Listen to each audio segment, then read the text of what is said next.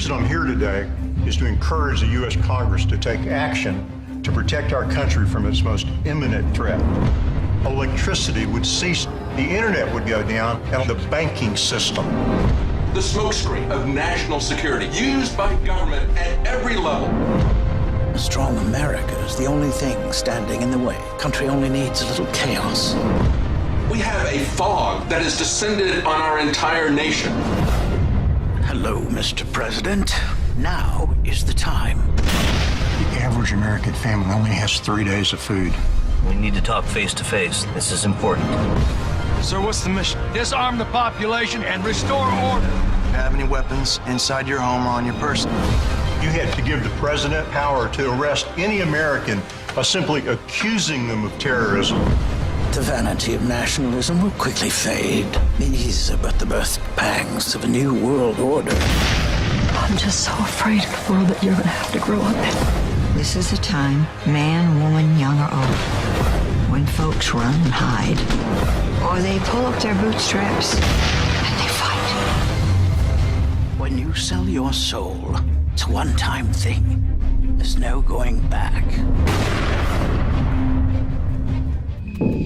And you were just watching an excerpt from the movie Amerigeddon, and I'm here now with the director and the producer, Mike Norris and Gary Haven. Thank you guys so much for being here today. You had just an explosive interview on the Alex Jones Show today. That one's definitely going to be on repeat. And you mentioned sort of just the climate of the country and how this was a passion project for you and that you just had to get this film made. So talk to me a little bit about, I mean, it couldn't be more perfect timing for this movie to come out. Well, you know, it was my idea to create a movie with a message, something that was important. And of course, Mike is a very successful filmmaker. His dad is Chuck Norris, and so he spent his lifetime in this business. And we've been friends for many years. So we've been looking for a project that we could collaborate on. And we actually made another movie, Missionaire. It's on Netflix. That was a small movie that taught us that we could put up with each other.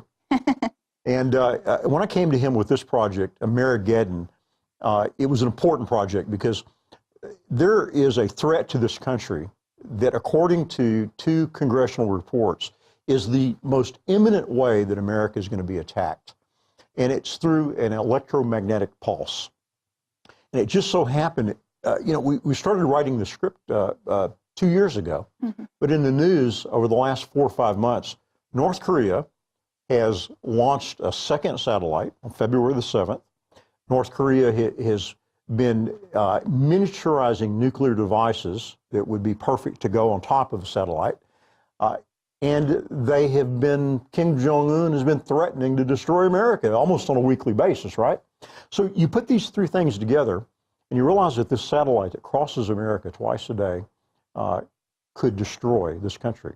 The Congress of the United States says that if they detonate a nuclear device over our country, that 90% of the American population would be dead in 12 months. So Mike and I agreed that this project was important. And Mike came on board and worked his magic and has created a great movie. Well, you know, I appreciate that, but it was very clear to me very early on the importance of this film. You know, it's one thing about being a filmmaker and going out and making a movie. It's a whole nother thing when you're getting ready and you're making a project that you know could actually save somebody's life. If somebody watches this movie, understands the movie, even if they don't understand the whole principle of it, but if they watch the film, within the context of this film is information that could save somebody's life. And that's why I am just, Gary's passion has now turned into my obsession in a way, to gain the knowledge necessary for me to be prepared like I should be, and for me to be able to get the knowledge to now go out and tell the world about what's going on. So, you know, I was behind the curve a little bit when we started. I understood Gary, and I've been in a number of great conversations with him where I'm trying to soak in this knowledge. It's like with Gary and Alex and you, these people with great knowledge. I'm new to it, but I understood very early on the importance of it. And I'm just so amazed at the response we're getting now. you know, you could just feel the groundswell coming when, you know, we're getting 10 theaters added in 3 days and many more calls to expand on this film. So, you know, I just really like to encourage your listeners to come out and support this film. It is a call to action. It's, you know, let your voice be heard. We are you know, I don't even want to say we're a minority. I think a lot of people firmly believe deep down inside what's really going on, but they're afraid to say anything. They are. And like I was afraid to really speak my voice on this, but now I'm in. I am in all the way, and this is now my life. Yeah, and it's so exciting, and you mentioned just the explosion now with other theaters saying, hey, we want to get this movie there, actually opening it up to premiere at midnight tonight. Mm-hmm. And so talk to me a little bit about that, because you experienced some pushback in Hollywood, trying to get this movie produced, and we always sort of see this kind of pushback whenever there's a film like this that can actually save people's lives. Yeah, you know, we didn't have pushback while we were filming. I mean, we had a little bit during the casting process where certain actors were going, you know, this isn't something our clientele would be interested in as far as their actors within William Morris, whoever it may have been. But once the film was, once we were done with the film, we had it put together, it was like, now what do we do with this film? And we'd shown it to a number of people in Hollywood that go, okay, this is a good movie, but whoa, there's no way we could get this through our system. And we had pushback on just about every step of the process. And it was really until Gary said, you know what? If they're not going to do it, I'll do it. And he's the one that stepped up to the plate and really created his own distribution company to put the movie out into theaters. So it is no easy task. And I learned firsthand the politics involved in the film industry. Right. You know, we just make movies, they go out. But on this project, there was so much pushback giving us an R rating, which we got turned into a PG-13 after we said, this is ridiculous. There is nothing in here that gives us an R rating. And we fought it. And we have fought the system.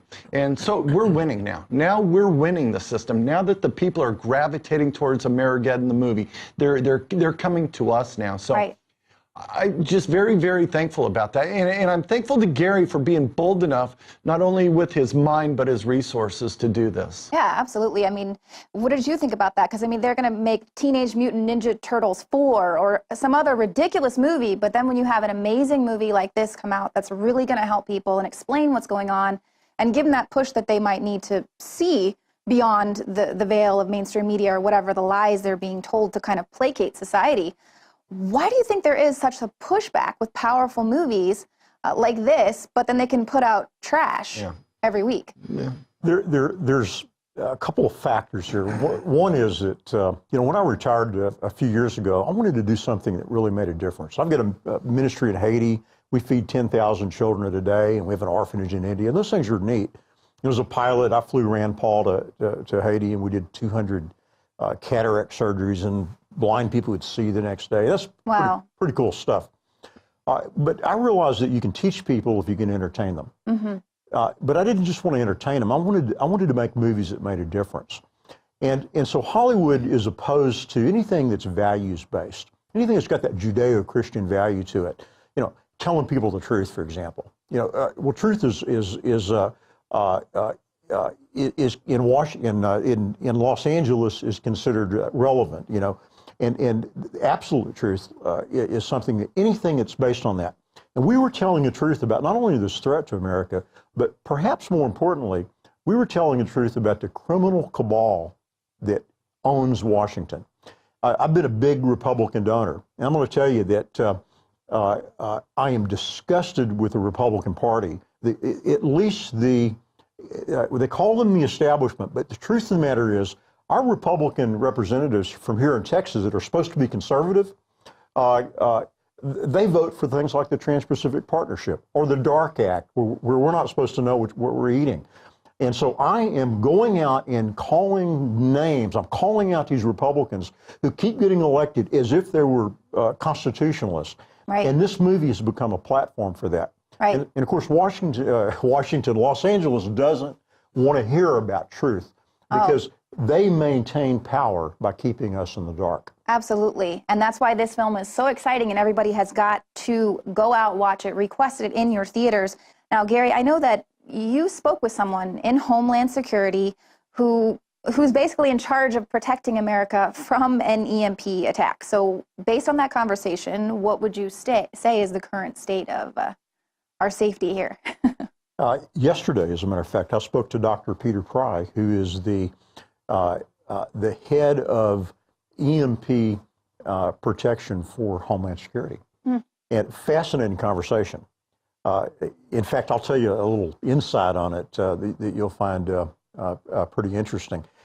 You know, I asked him, why is the political process, why are our representatives done nothing to protect us from what the Homeland Security says is the most imminent threat?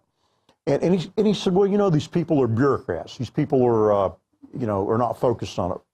And I said, well, Dr. Pry, I got to ask you. I said, I believe it's more nefarious than that. You know, there's a group of people that really run our government, the shadow government, and I really think they have ill intentions for the American people. And he said, stop. And I said, pardon me? He said, you know Homeland Security is listening to this phone call. And then he said, by the way, I agree with you. And that was a fascinating conversation to have. Wow. Wow. So he didn't give you any indication as far as any moves they're making? I mean, I know we're watching just kind of on the sidelines. You see them holding these meetings there in Congress about, hey, you know, what should we do about when drones are actually flying in the sky? And they're supposed to open up the skies for drones by, you know, 2015, obviously this past year. And they didn't even have any idea as far as what are the rules? Can we attach weapons to them? Is this okay? Can we use them against American citizens? So, and we're seeing how the Department of Justice and these other places are being hacked into on a regular basis.